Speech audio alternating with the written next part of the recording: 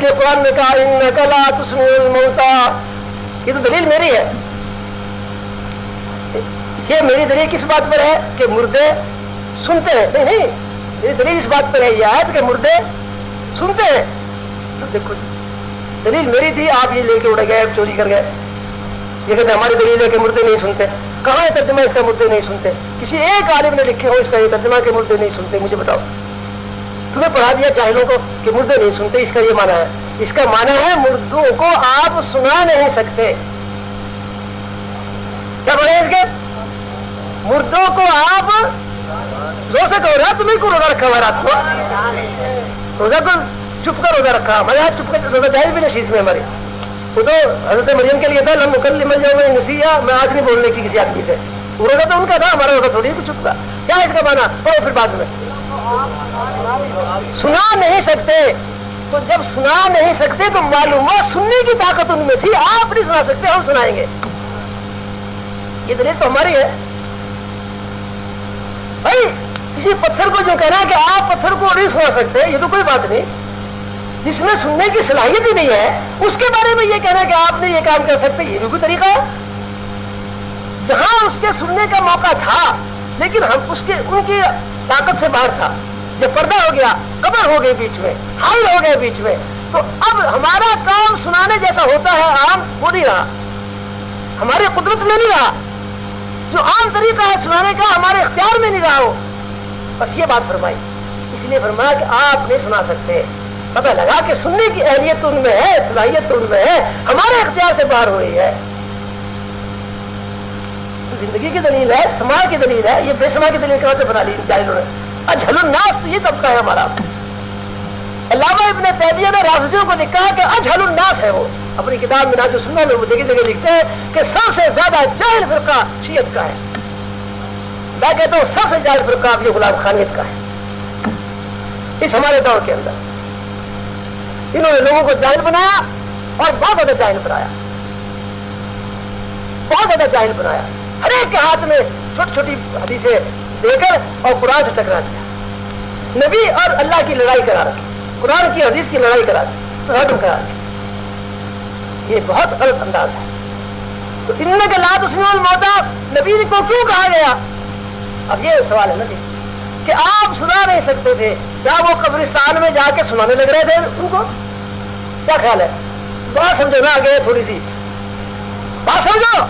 انک لا تسمع الموتى نبی سے کیوں فرمایا اللہ نے؟ کیا وہ جا کر قبروں میں جا کر اللہ کے نبی مردوں سے حاجت مانگ رہے تھے؟ کوئی دعا کرا رہے تھے ان سے؟ اور سوچو اور بھائی سوچو عقل سے کام لو.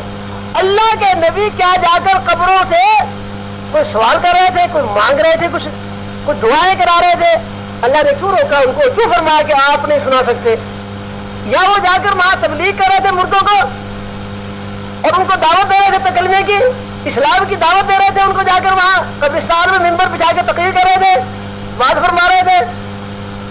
آخر کیا بات تھی؟ کیوں فرمایا اللہ نے کہ آپ نہیں سنا سکتے؟ ارے مردوں کو تو تعلق ہی نہیں اس آیت میں. یہ تو ان زندوں کو جو سامنے بیٹھے تھے نبی کے ابو جہل وغیرہ، یہ ان کو فرما رہے ہیں نا. یہ تو مردوں جیسے ہیں، ان کے دل مردہ ہو گئے. آپ ان کو نہیں سنا سکتے، ہدایت نہیں مان سکتے. صم بکم عمی فهم لا يبصرون لهم قلوب لا يفقهون بها ولهم أعين لا يبصرون بها ولهم آذان لا يسمعون بها أولئك كالأنعام بل هم أضل أولئك هم الغافلون. ان کی آنکھیں ہیں مگر دیکھتی نہیں، ان کے کان ہیں مگر سنتے نہیں، ان کے دل ہے مگر سمجھتے نہیں. یہ تو دورے ہیں، یہ تو گونگے ہیں. صم بکم عمی، یہ تو اندھے ہیں. کیا ان کی آنکھیں نہیں تھی ابو جہل ابو لہب کی؟ کیا خیال ہے آپ کا؟ کان نہیں تھے ان کے؟ اللہ تو مان رہے ہیں کہ کان ہے، پھر سنتے نہیں. تو دورے تھے سارے وہ. آنکھیں ہیں دیکھتے نہیں، کیا وہ اندھے تھے سارے؟ نہیں، آنکھیں تھی حق نہیں دیکھ رہے، کان تھے حق نہیں سن رہے، دل ہے حق نہیں سمجھ رہے. اللہ کا قرآن کی اصطلاح ہے، وہ مردوں کو اور زندوں کو مثال کے طور پر پیش کرتے کہ کفر کو وہ موت فرماتے ہیں اور اسلام کو وہ حیات فرماتے ہیں. اومن کان میتا فاحیینا، یہ مردہ تھا کافر مردہ تھا. فاحیینا، پھر ہم نے اس کو زندہ کر دیا. کوئی مردہ تھا وہ، یعنی اس کو دل مرا ہوا تھا، موت القلوب تھا، مردہ دل تھا. جب تک کفر میں تھا تو مردہ دل تھا، پھر اس کو ہم نے زندہ کر دیا. یعنی کیا مطلب؟ اسلام لیا ہے، وہ اسلام قبول کر لیا، زندہ ہو گیا. وہ اسلام زندگی ہے. وَكَذَلِكَ أَوْحَيْنَا إِلَيْكَ رُوحًا مِّنْ أَمْرِنَا مَا كُنْتَ تَدْرِي مَا الْكِتَابُ وَلَا الْإِيمَانُ وَلَكِنْ جَعَلْنَاهُ نُورًا نَهْدِي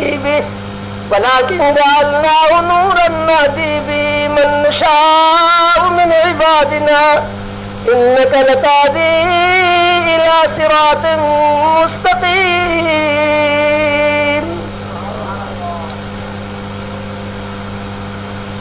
اللہ نے کہا ہم نے وحی بھیجی، اس کو کہا روح بھیجی. ہم روح زندگی ہوتی ہے نا، تو وحی الہی کیا ہے؟ روح ہے، میری زندگی ہے. وہ جب روح الہی وحی الہی کو قبول کر لیتا ہے تو مردہ کافر زندہ ہو جاتا ہے.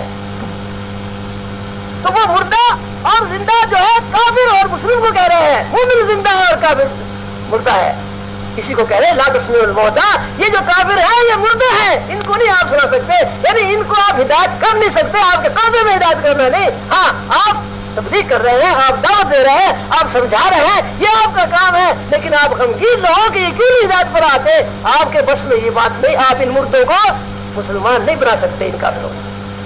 یہ مطلب تھا. نہ وہ قبرستان میں گئے تھے، نہ وہاں جا کر مردوں کو تبلیغ کی تھی، نہ وہاں حاجت مانگی تھی کسی مردے کی. مردے کا تو ذکر ہی نہیں چاہتے. اب تم کہتے ہو جی یہ موتا جو ہے یہ مردہ ہے، تو موتا تو مردہ ہے. کس کو کہہ رہے ہیں موتا؟ موتا کافر کو کہہ رہے ہیں، کفار کو موتا کہہ رہے ہیں.